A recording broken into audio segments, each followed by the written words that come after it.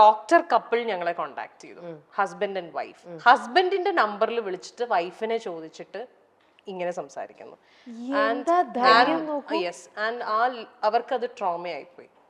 അത്രയും എന്ന് വെച്ചാൽ അവർക്കത് ഷീസ് ലൈക്ക് ഇപ്പൊ കോളൊക്കെ വരുമ്പോ അവർക്ക് പേടിയാണ്. She doesn't know how to handle. എല്ലാവരും ഒരുപോലെ ഹാൻഡിൽ ചെയ്യണമെന്നില്ല. അതുകൊണ്ടാണ് അങ്ങനെ ഒരു വീഡിയോ ചെയ്തത്. അപ്പൊ ആ വീഡിയോന്റെ താഴെ എല്ലാരും ചോദിക്കണ്ട, ആ സംസാരിച്ച ചേച്ചി പൊളിയാണ്, ആ ചേച്ചി ഏതാണ്?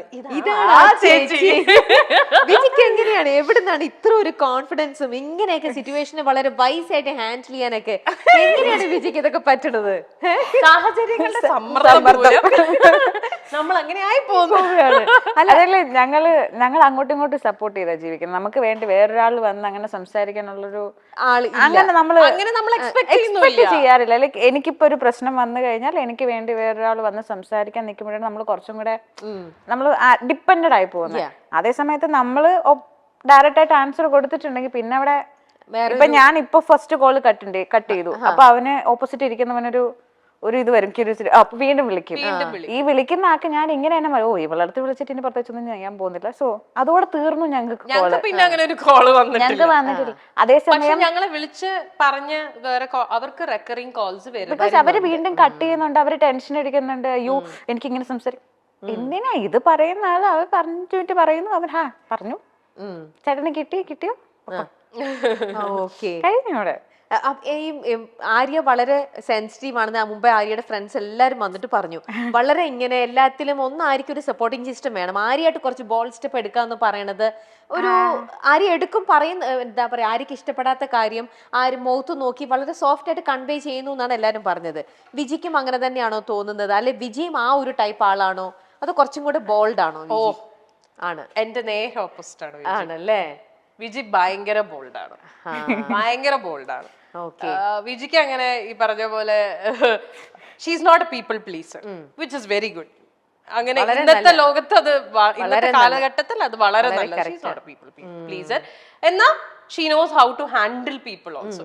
എനിക്കില്ലാത്ത കാര്യം അതാണ്. അപ്പൊ അത് നല്ലതല്ലേ, നമ്മുടെ കൂടെ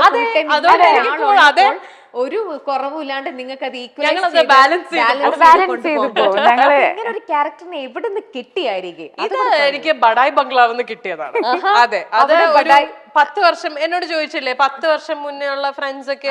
അതെ, ഇത് വൺ എക്സാമ്പിൾ. ഇവിടെ വന്നിരുന്ന ഓൾമോസ്റ്റ് എല്ലാവരും ഒക്കെ ആ ഒരു എത്രയോ വർഷങ്ങളായിട്ട് എന്റെ സുഹൃത്തുക്കളാണ്. And this relationship goes way back 10-12 years മുന്നേ ഉള്ള. ബഡായ് ബംഗ്ലാവില് ഇടയ്ക്ക് എന്റെ സ്റ്റൈലിസ്റ്റ് ആയിട്ട് വന്ന ആളാണ്.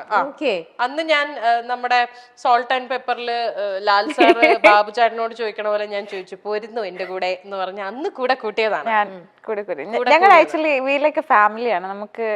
ഞങ്ങൾക്ക് അങ്ങോട്ടും ഇങ്ങോട്ടും ഇല്ല. ചേച്ചിക്ക് സപ്പോർട്ട് നിൽക്കേണ്ട സ്ഥലത്ത് ഞാൻ നിൽക്കും, എന്റെ സപ്പോർട്ടിന്റെ സമയത്ത് ആര്യേച്ചി നിൽക്കും. സോ ഞങ്ങളങ്ങ് ഹാൻഡിൽ ചെയ്യും. അത് ബിജി ചോദിക്കാണ്, ഞാൻ കൂടട്ടെ എന്ന് ചോദിക്കാണ്. ആര്യ നീ എന്റെ കൂടെ വരുന്നോ എന്നാണ് എന്റെ അടുത്ത് ചോദിച്ചു, നീ വരുന്നോ എന്റെ കൂടെ? ഞാൻ പറഞ്ഞു ഒരു മിനിറ്റ് ബാഗ് എടുത്തോട്ടെ. വേറെ ഒന്നും ഉണ്ടായില്ല. ഞങ്ങൾ പിന്നെ ഇതുവരെയും അങ്ങനെ മാറിയിട്ടൊന്നുമില്ല. എവിടെ പോയാലും എന്ത് പോയാലും കൂടെ ഞാൻ എല്ലാ റോൾസും ചെയ്യും. Body guard, manager, assistant, makeup artist എല്ലാം. എവിടുന്ന് കിട്ടും ഇങ്ങനെ ഒരാളെ ഒരു ഒറ്റ പാക്കേജിൽ ഇത്ര ഫുൾ? ശരിക്കും കേട്ടോ, ഭയങ്കര ഒരു സപ്പോർട്ടിങ് സിസ്റ്റം ആയിട്ട് ഇങ്ങനെ കൂടെ. ഇപ്പൊ ഇത്രയും വിശ്വസിക്കാൻ പറ്റുന്ന ആൾക്കാർ ഇങ്ങനെ കൂടെ നിൽക്കുമ്പോ ഞാൻ ഒരാളുടെയും കൂടെ ഓഡിയോ കണക്ട് ചെയ്യാണ്. ഇതേ ആര്യയ്ക്ക് വിശ്വസിക്കാവുന്ന, ആര്യയുടെ കൂടെയുള്ള ചങ്ക് പോലെ നിൽക്കുന്ന ഒരു ഫ്രണ്ടിന്റെ ഓഡിയോ. ഇത്ര ക്ലൂ തന്നു, ഇനി ക്യാച്ച് ചെയ്തോണം ആരാണ്. ഹായ് മുതലാളി, നിന്നോടൊരു ക്വസ്റ്റ്യൻ ചോദിക്കാൻ ഇവര് പറഞ്ഞിട്ടുണ്ട്. ഞാൻ ഏതാണ്ടൊരു 2 ആഴ്ച അല്ല 1 മാസമായിട്ട് നിന്നോട് ചോദിക്കാൻ ഉദ്ദേശിക്കുന്ന ഒരു കാര്യമുണ്ട്. അത് ഇങ്ങനെ ഒരു ഇന്റർവ്യൂ ചോദിക്കുന്നത് ശരിയാണോ എന്നൊന്നും എനിക്കറിയില്ല. എന്നാലും നിന്നോട് ക്വസ്റ്റ്യൻ ചോദിക്കാൻ പറഞ്ഞപ്പോൾ ഏറ്റവും ആപ്റ്റായിട്ടുള്ള ക്വസ്റ്റ്യൻ എനിക്കിതാണ് തോന്നിയത്. നിനക്ക് പറ്റുമെങ്കിൽ ഉത്തരം പറഞ്ഞാൽ മതി, നിർബന്ധമൊന്നുമില്ല. കട്ടായി. എന്തായിരിക്കും വല്ലൊരു ഐഡിയ ഉണ്ടോ? ഞാൻ പറയുന്നത് എപ്പോഴും നാട്ടിലോട്ടേക്ക് വരുന്നത് എന്നായിരിക്കും. 1, 2 എന്താ നീ നന്നാവാത്തത്? ഈ 2-ൽ ഏതെങ്കിലും മെയിൻ മറ്റേതായിരിക്കും ആദ്യം ഇടേണ്ടത്. എന്താ നീ നന്നാവാത്തത്? ഇത് രശ്മി ഒരു ഡൗട്ടും ഇല്ല. രശ്മി ഒരു ഡൗട്ടും ഇല്ല. ഓക്കെ, ചോദിക്കാം, നോക്കട്ടെ. എന്നാലും ചോദിക്കട്ടെ, നീ എന്നാ ഇനി ട്രിവാൻഡ്രത്തേക്ക് ഒരു മാസമായിട്ടുള്ളത് ട്രിവാൻഡ്രത്തേക്ക്. അത് ആര്യക്കാട്ടിലും മുമ്പേ ആദ്യം പറഞ്ഞത് വിജിയാണ്. ഇവിടെ ഇപ്പൊ വിജി ആയിരുന്നെങ്കിലും വേറെ ആരും സിബി ആയിരുന്നെങ്കിലും ഷിബ്ലായിരുന്നെങ്കിലും ഒക്കെ കറക്റ്റ് ആയിട്ട് ഗസ് ചെയ്തത്. അതുകൊണ്ട് എന്താ ട്രിവാൻഡ്രത്തേക്ക് ഇപ്പൊ പോയിട്ട് കുറെ നാളുകളായി? ട്രിവാൻഡ്രത്തേക്ക് ആക്ച്വലി പോയിട്ട് കുറെ നാളായി. കാരണം കണ്ടിന്യൂസ്ലി എനിക്ക് ഇവിടെ ഷൂട്ട് നടക്കുന്നുണ്ട്. ഐഡന്റിറ്റിയുടെ പടം എനിക്ക് തോന്നുന്നു നമ്മൾ കഴിഞ്ഞ 1 month ആയിട്ട്. അതിന് മുമ്പ് ഒരു മാസത്തെ മൂവി ഉണ്ടായിരുന്നു. അതെ, അതിനു മുമ്പ് വേറെ പടം ചെയ്യുന്നുണ്ടായിരുന്നു. പിന്നെ ഐഡന്റിറ്റി കണ്ടിന്യൂസ്ലി ഷൂട്ട് പൊക്കോണ്ടിരിക്കുന്നു. അതിന്റെ ഇടയിൽ എനിക്കിപ്പൊ ശരിക്കും ട്രിവാൻഡ്രത്തേക്ക് അങ്ങനെ പോവാൻ പറ്റാത്തതിന്റെ ഒരു മേജർ റീസൺ കുഞ്ഞ് സ്കൂളിൽ പോകുന്നു എന്നുള്ളതാണ്. അപ്പൊ ഞാൻ അങ്ങോട്ട് പോയി നിന്ന് കഴിഞ്ഞാല് ഒന്നുകിൽ എനിക്ക് അവളുടെ ഹോളിഡേയ്സ് നോക്കിയിട്ടേ മാറാൻ പറ്റുള്ളൂ. അപ്പൊ ഇപ്പൊ അവൾക്ക് എക്സാമും കൂടിയായിരുന്നു, ഈ ക്രിസ്മസ് വെക്കേഷൻ പ്ലസ് അത് കഴിഞ്ഞ ഉടനെ എക്സാം. അങ്ങനെ ഇപ്പൊ കുറച്ചൊരു ഓൾമോസ്റ്റ് ഒരു 1 month മേലെയായി ഞാൻ ട്രിവാൻഡ്രം പോയിട്ട്. ഒരു മാസം കാണാത്തതിന്റെ പരിഭവമാണ് ആ കേട്ടത്. ഞാൻ വിചാരിച്ചെന്തോ 1 year ഒക്കെ കഴിഞ്ഞില്ല. ഞങ്ങള് ഡെയിലി കണ്ടോണ്ടിരുന്ന ആൾക്കാരാണ്. ഇപ്പം നമ്മള് ഫാമിലി എന്ന് പറയുന്ന പോലെ ട്രിവാൻഡ്രത്തെ എന്റെ ഫാമിലി ഇതാണ്. രശ്മി, വരുൺ, ഇവരാണ് ട്രിവാൻഡ്രത്തെ എന്റെ ഫാമിലി. ശരിക്കും എനിക്കിപ്പോഴും ട്രിവാൻഡ്രവുമായിട്ടുള്ള ഒരു മെയിൻ ബന്ധം അമ്മ കഴിഞ്ഞാലുള്ള പിന്നെ എന്റെ ഏറ്റവും ക്ലോസസ്റ്റ് ബന്ധം എന്ന് പറഞ്ഞ ഇതാണ്. ഇവർക്ക് വേണ്ടിയിട്ടാണ് ശരിക്കും ഞാൻ ട്രിവാൻഡ്രം പോണത് തന്നെ. അമ്മയ്ക്ക് ആക്ച്വലി എന്നെ കണ്ടില്ലെങ്കിൽ അമ്മ ഇപ്പൊ എൻജോയ് ചെയ്യാണല്ലോ. അമ്മ ലൈഫ് എൻജോയ് ചെയ്യാം. അമ്മ പിന്നെ പറയും വേണമെങ്കിൽ ഞാൻ അങ്ങോട്ട് വരണമെങ്കിൽ 2 ദിവസം വരാട്ടോ എന്നൊക്കെ അമ്മ പറയും. പക്ഷെ അവരും അവിടെ ടൈറ്റ് ആണ്, അവരവിടെ ബിസിനസ് മാനേജ് ചെയ്യുന്നുണ്ട്.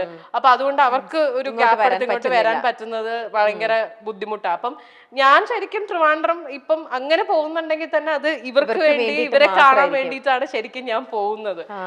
അപ്പൊ ഇപ്പൊ it's been A long time. ഇത് കുറെ നാളായി അവള് ചോദിക്കുന്നുണ്ട്. അപ്പൊ ഇത് ഇങ്ങനെ ചോദിച്ചുകൊണ്ടിരിക്കുന്നുണ്ട് വിജിക്ക് അത് കറക്റ്റ് ആയിട്ട് അറിയാം. അതുകൊണ്ട് ലക്ഷ്മി ചോദിച്ചാൽ അത് ഇതേ ചോദിക്കുന്നത് കറക്റ്റ് ആയിട്ട്. രശ്മി ചേച്ചിയാണ് അറോയിലെ ആര്യചേച്ചിയുടെ പാർട്ട്ണറായിട്ട്.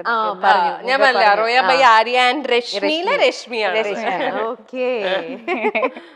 അപ്പോ ഇനി വേറെ എന്തെങ്കിലും ഞങ്ങൾക്ക് അറിയാനുള്ള, വേറെ എന്തെങ്കിലും ഇവര് ആരും പറയാത്ത പല രഹസ്യ കാര്യങ്ങളുണ്ട് ആര്യയെ കുറിച്ച് അറിയാൻ പറ്റുന്നത്? ഇല്ല, നമ്മള് താഴിട്ട് പൂട്ടിയത് പുറത്തെടുക്കാറില്ല. താഴിട്ട് പൂട്ടിയത് തുറന്നെടുക്കാറില്ല. അല്ല, ഇവിടെ വന്ന് ഇപ്പൊ ഷിബിലേക്ക് പറഞ്ഞതിലും മേലെ ഇല്ല. ഞങ്ങൾ ആക്ച്വലി ഒരു ഓപ്പൺ ബുക്ക് ആണ്. പിന്നെ ഞാനിപ്പോ അതാ പറയുന്നത്. എന്റെ കാര്യം ശരിക്കും പറഞ്ഞാ നാട്ടുകാർക്ക് വരെ കറക്റ്റ് ആയിട്ട് അറിയാനില്ല. ഇപ്പൊ ഇതിലിപ്പോ പല കാര്യങ്ങളും വേണമെങ്കിൽ അവര് സുഖമായിട്ട് താഴെ കമന്റ് ചെയ്യും പല കാര്യങ്ങളും. ഞാൻ അത്രയ്ക്ക് ഓപ്പൺ ആണ്, അങ്ങനത്തെ ഒരു ആളാണ് ഞാൻ.